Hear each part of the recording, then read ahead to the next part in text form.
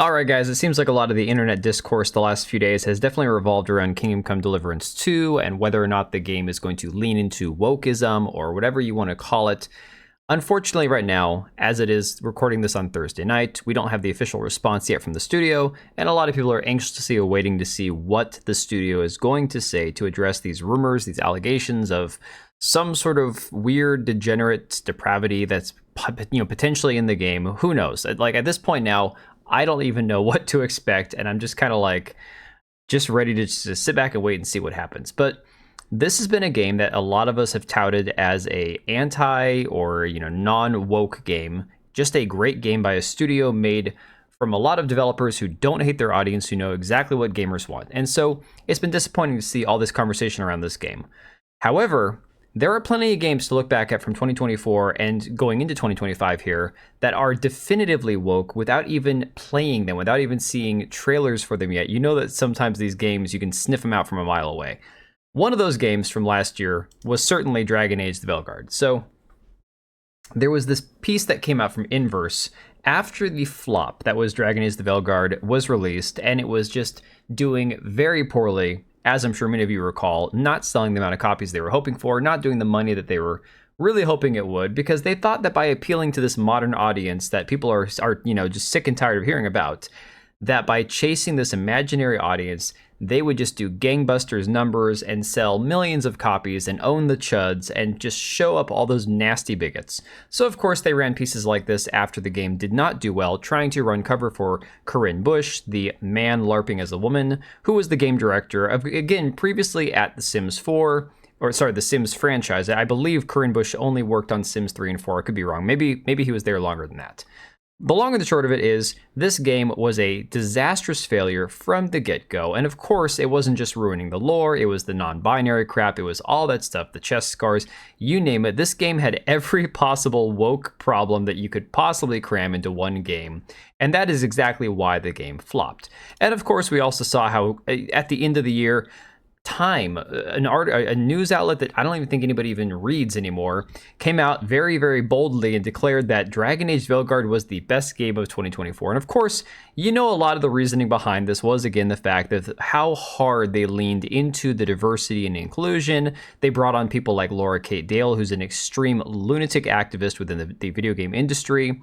And of course, again, all of this, virtue signaling to the trans agenda, the trans lobby, as if you will. That definitely, it didn't set well with gamers, but it certainly earned them quite a few virtue signaling points. So of course, you have quotes like this from Corrine Busche, who admitted in the interview with Inverse that his purpose wasn't to faithfully follow the established franchise and give longtime fans what they wanted, but rather to use it as a tool to force his own personal beliefs into the series by, quote, reinventing it. And of course, this quote from Corrine Busche says, "We have an incredibly diverse player base, and what I mean by that is their motivations and expectations. This becomes the biggest opportunity to continue that tradition of reinvention." And I think, honestly, reinvention and trying to modernize things is ultimately what killed this game and many other of the actually woke games from 2024, resulting in the news breaking today, or technically last night if you're watching this Friday morning, that Corrine Busche is out at BioWare. Now, I have not seen any confirmation that this is a firing or potentially just okay, you know what, I know that I'm going to get fired, so I'm just going to leave. As it stands right now, it looks like Corrine Busche left of his own volition, but we'll check out this article. Smash JT had the scoop on this. So it says, exclusive, Corrine Busche out at BioWare Edmonton studio closure looms.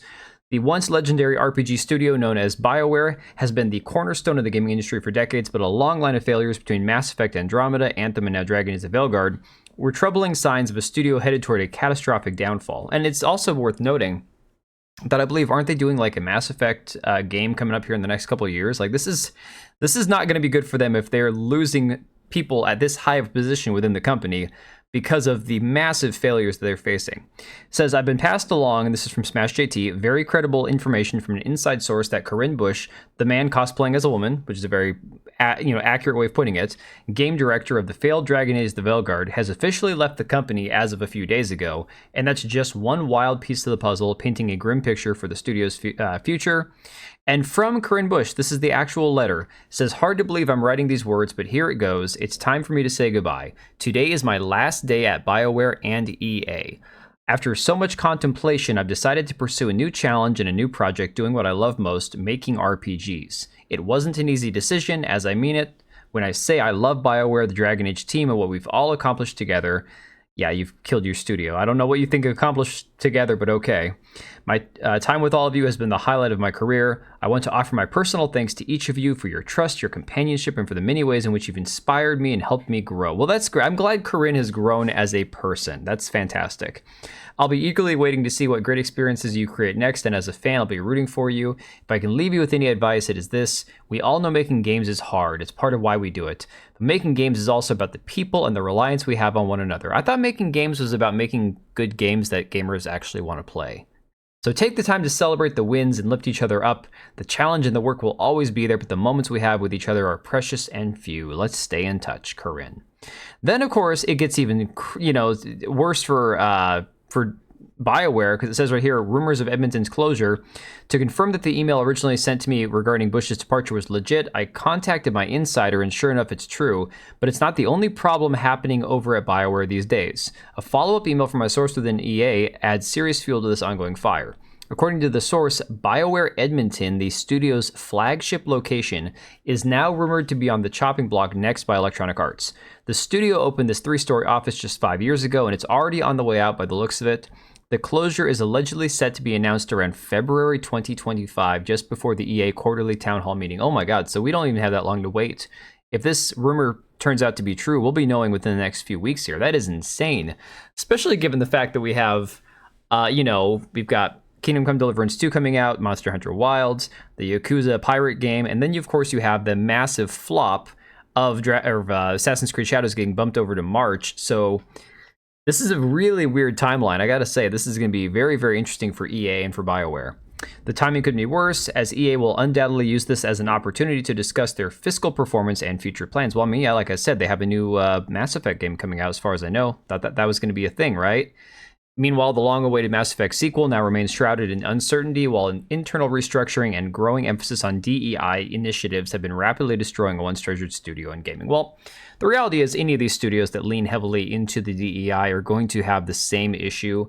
And again, I've talked about like Hyper Lightbreaker, which I played the game on Wednesday. Seems okay as a game. It doesn't seem like inherently woke, but again, definitely could have been better. Maybe if they spent less time worrying about having Sweet Baby Inc. do some world building and more time making a game that was functionally, a good, solid game, you'd see more, sales and more players. Again, in anything woke turns to crap, and that's the long and the short of it. Whether or not it's a little bit of woke or a lot of woke, wokeness in general is going to ruin your studio, because the more that it gets in, the worse it's going to get. So that being said, guys, this is pretty crazy news. This is pretty shocking, I gotta say. I'm actually surprised to hear this. Let me know what you think about this down in the comments down below. I will catch you guys on the next one.